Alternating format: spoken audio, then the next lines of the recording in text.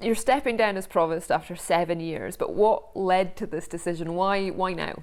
It's time to let somebody else have a go. I mean, it's such a great honour and privilege to be the Provost, particularly of your town. I mean, I'm born and bred in Hawick. This is my town, this is my place. I've lived here, my family are here. So to be the Honorary Provost is just a huge honour. At the initial stage, I'd said that I would do 5 years. That's a period of office. But of course, COVID came along, dented a few things, created a few bits of problems. But I did say at the time that I'd probably do the 2 years that I'd missed, or the 2 years of COVID that had caused a bit of disruption, and fill in that gap. Rather than get shoved and pushed, I'm looking to get give somebody else a great opportunity. Many people know what the title of Provost means, but very few people understand what the role actually involves. So you're the best person to explain what happens behind the scenes, what the whole job sort of requires. What do you do as the Provost? So traditionally, it's a Scottish title. In England, it's the Mayor. So it's very Scottish. And up to 1975, it was a very formal role, decision-making role within local authorities or regional areas at the time. So the Roxburgh District Council had a Provost right up to 1975. And of course, when reorganisation took place, then that role disappeared. So to try and keep tradition alive and to keep civic ceremonies and functions going, the role of Honorary Provost was created. And of course, that's what happened here in Hawick, as it has in some other, not every town, but many other towns. It's about making sure that you support the town and the people of the town, that you do everything that you can to promote the town.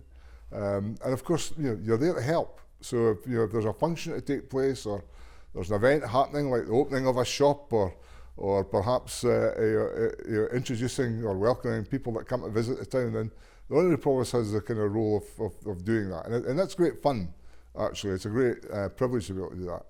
There's more traditional work to be done as Honorary Provost, which the townsfolk would expect. So you can imagine the Common Riding is our big event in Hawick. It's tradition, it's history, all rolled into one. And the Honorary Provost's got a key role in making sure that that works well, goes well, it's smooth, but actually that the dignity and the history is retained.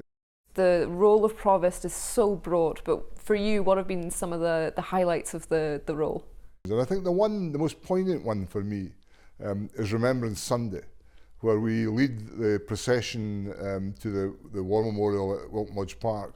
We lead the wreath-laying ceremony, and we remember, all those Hawick men and women who gave, their lives for us, and that's a really important ceremony for me as the Honorary Provost, but for the whole town.